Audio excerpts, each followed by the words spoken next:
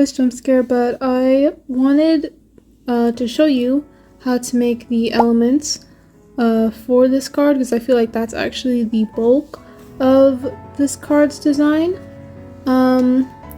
So the theme of this card is Persona 5, obviously. So I wanted to show you how I made the little dialogue boxes that'll be used to signify the difference between each page. So I made these in Ibis Paint. So I'll show you how to make the canvas size. You're gonna go down to, let me get this recorder out the way. When you're gonna go down to this plus button, and then the canvas size I used is 2925 by 1000, because this will be this design is gonna go in the background of the container, and the higher, or the bigger really your canvas is, the better resolution it'll be, unless you use low quality images. But first for this, you'll need to import the Persona 5 like dialogue text box, which I'll leave linked in the description. So I'm gonna put this in. I'll just put it here for now because we'll be fiddling with it again later. Then import another picture. Then you'll need one of these sprites, or whatever portraits you call it. You can find these on the Persona wiki. Typically I used 3 because I'm gonna use 3 sections in this card, but you can use as many as you need. Generally I just think it's simple to keep it at 3, and then I used different ones to signify the maybe importance of each section. So you're gonna import the sprite, then you can zoom it in. I tried not to cut off the bottom of the sprite too much. Make it a little smaller. So, and then also try not to cut off the head of the sprite too. I think it's a little more important than the bottom. But I'll make it kind of aligned at the bottom. Like that. Then you want to make sure the sprite is under the text box. So you can put it more to the, because the text box comes from the left, so you're going to put the sprite on the left. But, which is the X tool, like, you know, a graph. But it kind of doesn't really matter if, like, maybe the whole design is more on the left or right is fine, because you're gonna crop it and you actually put it in the card. But then you'll get this text box. I think I'm gonna make it a little bit bigger, and then kind of put it above her shoulder.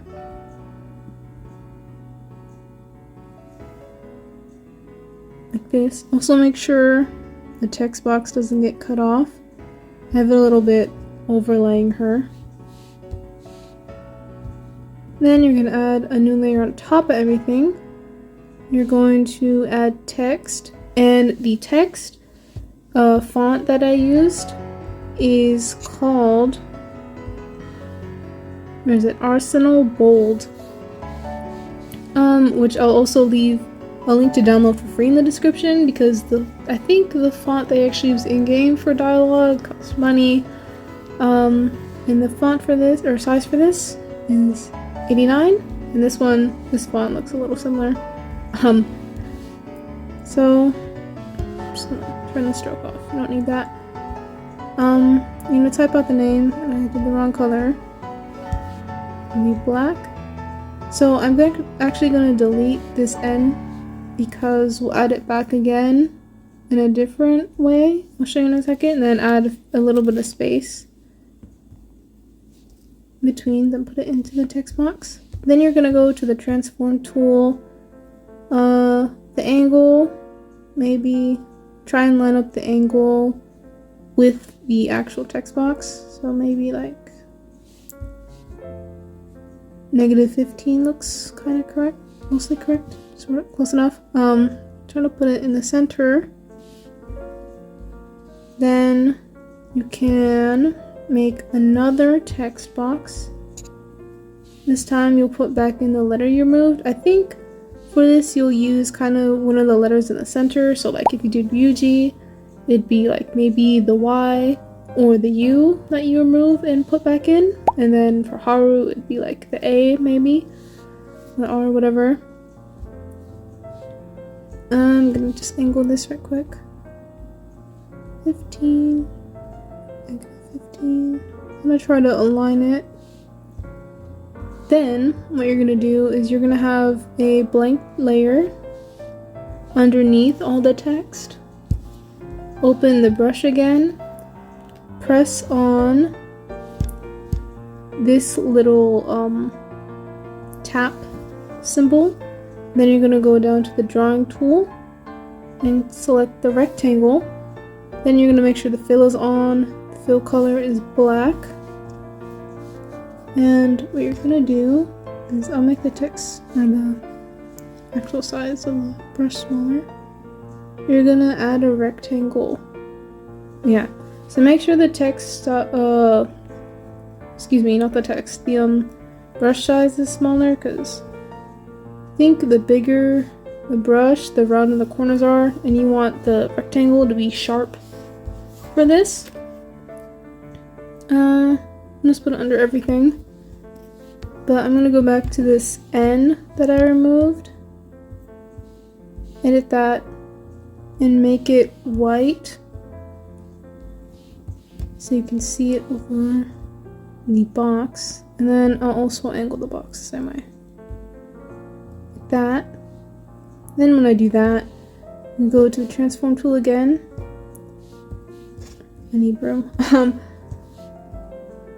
You go to the perspective form, and then you can also turn off the actual perspective tool. So then you can warp it using these middle parts.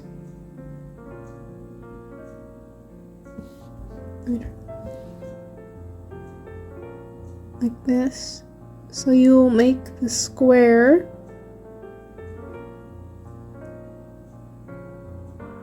or excuse me, the rectangle. For now, kind of just keep the mostly consistent shape. And that's how you do the name title. I think the placement on this is kind of weird, to be honest.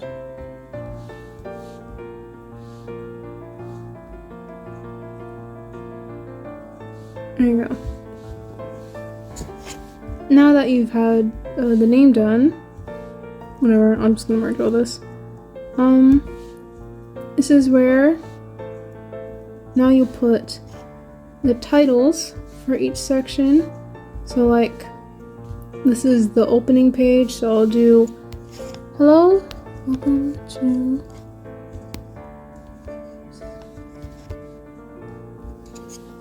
you can kind of adjust the dialogue to kind of be whatever, so it'll match. Is it 84?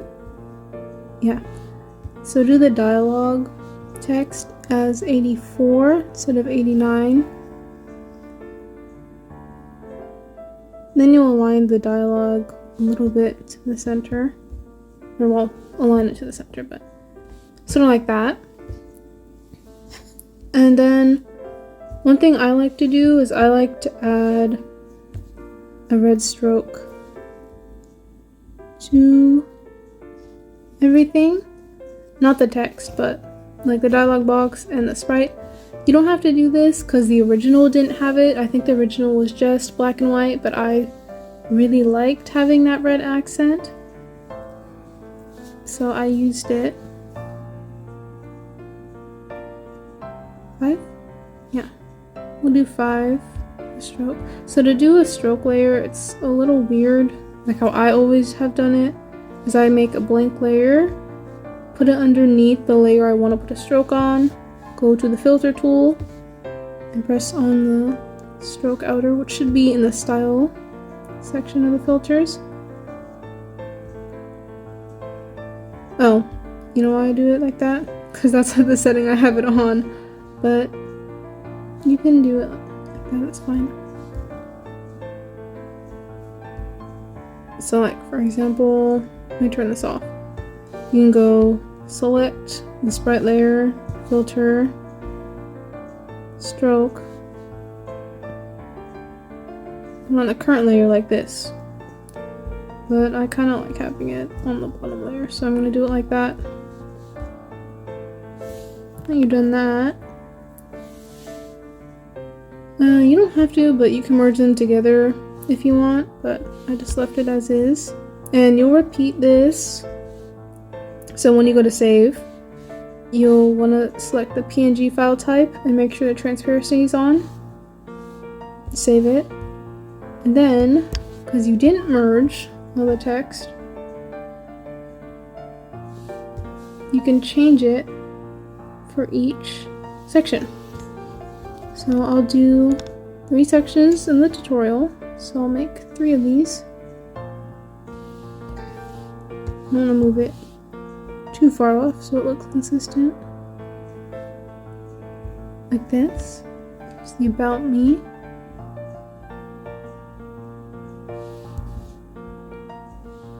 Then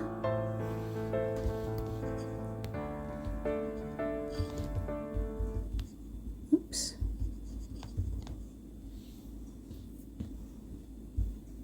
Right. So I changed the text here for the kind of boundary section of the card where you put all your like before you follow stuff. I'm just gonna merge these right quick, but for this I actually changed the sprite. So let me get this above everything so I can see it. So I changed the sprite to a more serious expression.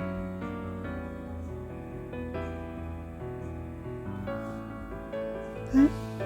I'm gonna repeat.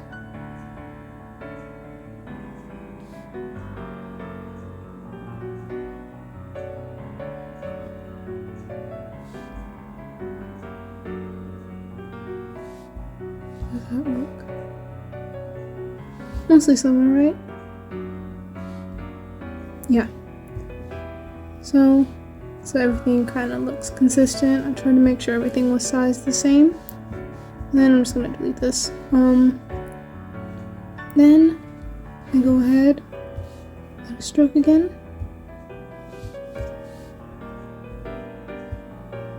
And then now you have your text boxes ready, or text boxes ready for the card.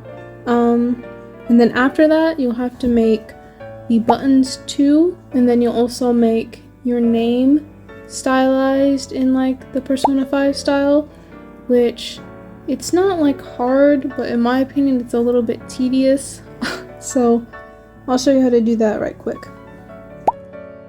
For the buttons, the canvas size I used was 1645 by 730, which again, you'll be cropping this most likely when you actually start making the card, so I wouldn't worry about too much about it, but just to maintain like a decent quality when you crop everything, I like to make the canvases a little bit bigger. So set the transparency in the background.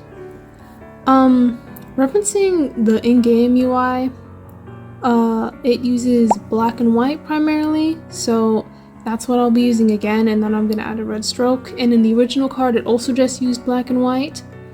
The buttons that I'm gonna make here or show you how to make aren't really gonna be as complicated as the ones in-game, as I feel like it would kind of throw off the balance of the card, but if you got like the hang of how to do it, you can kind of do whatever.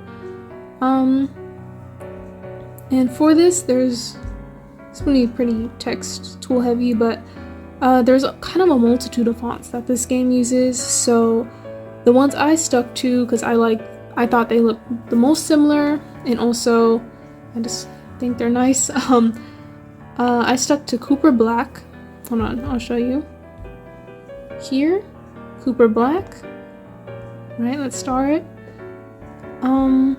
This one is called Texture Adventure, whatever that means. I'm gonna use the bold one for this one. Then I also use the bold italic sometimes. Whoops. Anyway, then I use Times New Roman and this font called Du Ballet. So, here, I'll show you. Let me move my screen recording thing out the way. First, I'm gonna use Cooper Black. So, for this, I typed out every letter manually on a separate layer. So I think that's why it's a little tedious, but I'll add this in the home button first.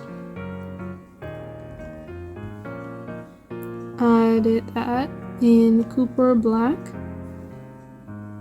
And then I guess the size doesn't really matter, but I'll use 142, whatever.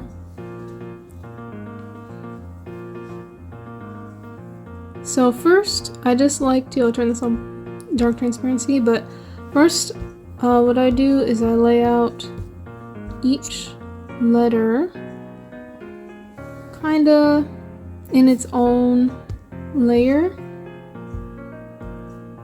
Yeah, 142. Because once I do that, then I'll start kind of warping and changing the colors and stuff. So I'll do that just right quick. So I use Cooper Black twice because when the text box in the game combines all kinds of text for one word, or all kinds of fonts for one word. So each letter I'm kind of shifting the font a little. I'm actually going to change this H font to Double right here. And then go back to them. I'll change that one to Times New Roman.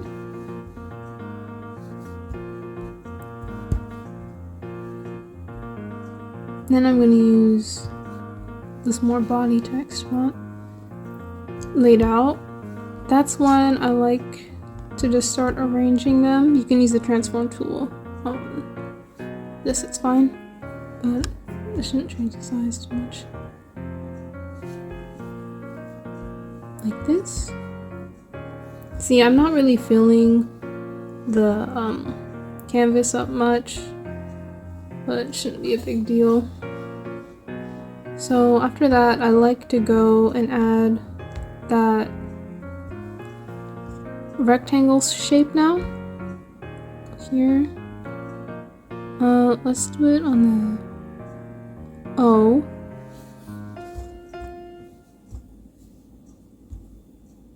And then what I'm gonna do is, I think I'm gonna kind of warp it. So I kind of like to have it bleeding into the other colors in the background, or other colors, other letters in the background, like this. And then I'm actually gonna go to this O. I'm going to stylize it, make the text black, and make the outline white. Stroke width, let's do 4. So then I'm gonna go to this E and do the same thing. So you kind of don't want to do the same exact type of letter in a row. I mean, you can do whatever you want, but kind of having the variation keeps the I guess let's say chaotic feel that the UI in-game has, right? Let's overlay this E over the M more. I'm gonna move it on top. Like that. Yep. And then as for this like rectangle shape you do in the background, that's like, don't do it on like 2 letters in a row, I guess. But you can kind of play with it as you want to. But yeah, and then I'm gonna merge everything down.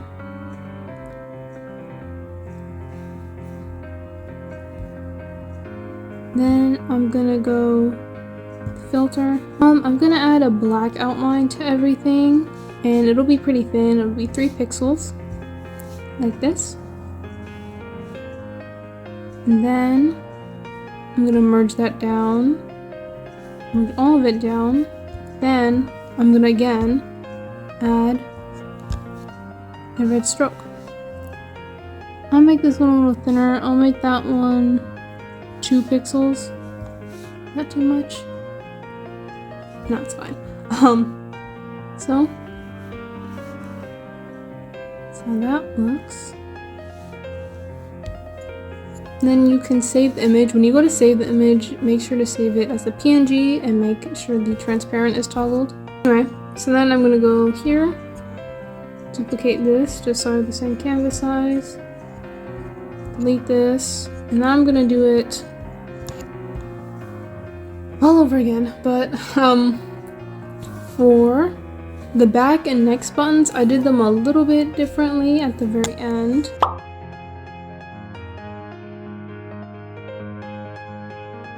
Then what I'm actually going to do is I'm going to merge all this down, go to the transform tool and distort this with the perspective form tool, and kind of bring